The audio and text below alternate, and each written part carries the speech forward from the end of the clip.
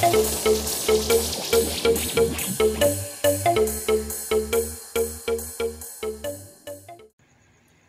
day everyone. My name is Isabel Joyce M. Bautista, a student from BSHM Block 6. Today, I will be sharing my thoughts about the Internet of Things or IoT, what it is, its benefits and risks, and its impact on our society. What is IoT? The Internet of Things o mas kilala bilang IoT ay isang technology kung saan ang mga everyday devices natin like smartphones, appliances, cars, and even wearables are connected sa internet at may kakayahang mag-communicate sa isa't isa. Sa madaling salita, ang IoT allows devices to work together para mapadali ang ating mga buhay. Halimbawa na lang ng IoT in real life. Narito ang smart homes, yung mga voice control tulad ng Alexa at Google Home na kayang i-control ang TV, ilaw, at aircon gamit lang ang voice commands. Second ay yung wearable tech, smartwatches like Apple Watch or Fitbit na nagmo-monitor ng heart rate and steps natin. The third is smart cars. Yung mga kotse na may autopilot at navigation system na kayang magbigay ng real-life traffic updates. And the last ay yung smart appliances, refrigerator na kayang mag-send ng notification kapag paubos na ang pagkain mo. Advantage of IoT. IoT makes life easier and more efficient, pero ano nga ba ito?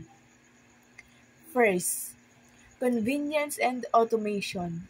Isipin mo, pwede mong i-control ang mga appliances mo gamit lang ang phone mo. No need to get up. Just to turn off the light, isang click lang. Solve na. Second, efficiency in business and work. Ginagamit ng companies ang IoT para sa inventory tracking at real-time monitoring ng deliveries. Mas mabilis at mas accurate ang mga processes dahil sa automation.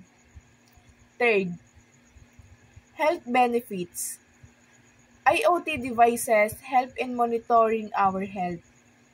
Halimbawa, may smart na kayong mag-track ng heart rate at blood pressure at may IoT-based hospital system na nag-alerto sa doktor kung may emergency. Disadvantage of IoT. Pero syempre, hindi lang puro benefits, may risk din ang IoT at dapat aware tayo dito. First, privacy issues. Since IoT devices collect a lot of personal data, may risk na ma-hack ito. Imagine, kung may naka-access sa security cameras mo. Scary, di ba?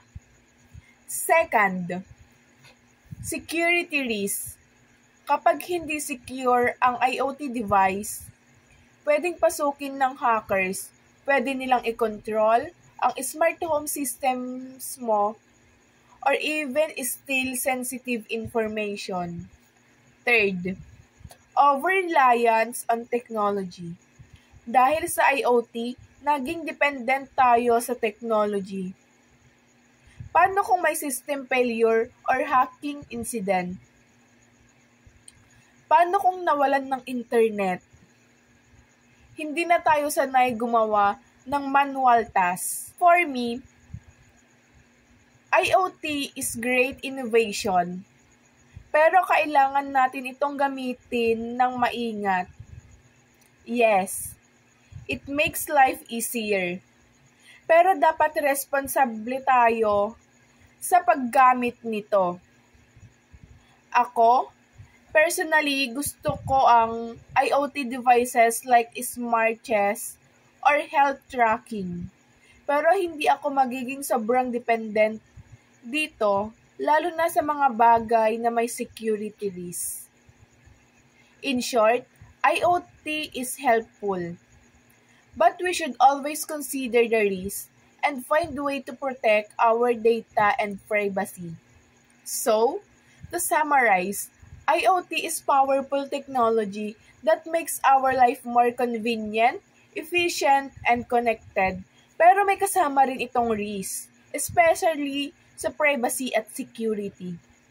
So, is IoT good or bad for society? Para sa akin, IoT is used responsibly. Hindi natin maiiwasan ang technology, pero nasa sa atin na yon kung paano natin ito gagamitin ng tama at ligtas. Thank you for listening to my reaction video. I hope you learned something today. Bye!